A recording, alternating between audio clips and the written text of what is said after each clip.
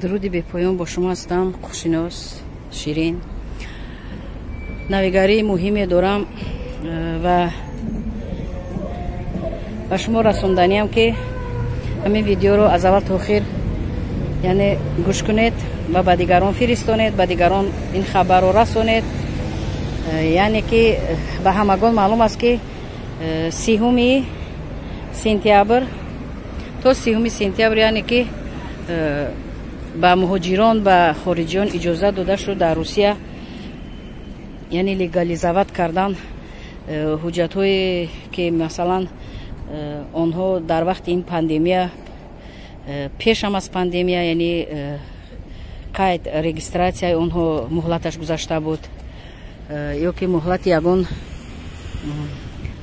گرفتن پاتنت یا دوام دادن پاتنت و به آنها امکانیت دادن که همین تا 30 سپتامبر یعنی حجت کنم.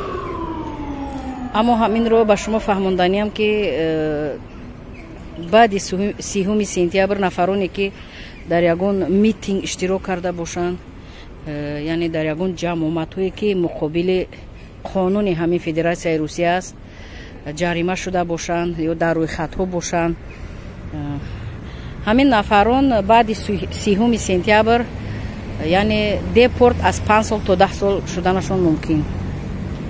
برای هوا امکانیت باشد اگر عین حال سر وقت است باید که کوشش کنن که با واسطه سود یعنی با واسطه حقوق شناسا یوریست ها مسئله های امن خود رو حل کنن و اگر نه بعد 30 سپتامبر یعنی به طریق اتوماتیک همون مسئله که در یگان میتینگ اشتراک کردن یا که در یگان جمعیت اشتراک کردن که اون غیر قانونی بود، همون در اساس همون اشتراک کردنشون اونها دیپورت از 5 تا 10 سال میشوند. سلامت باشید.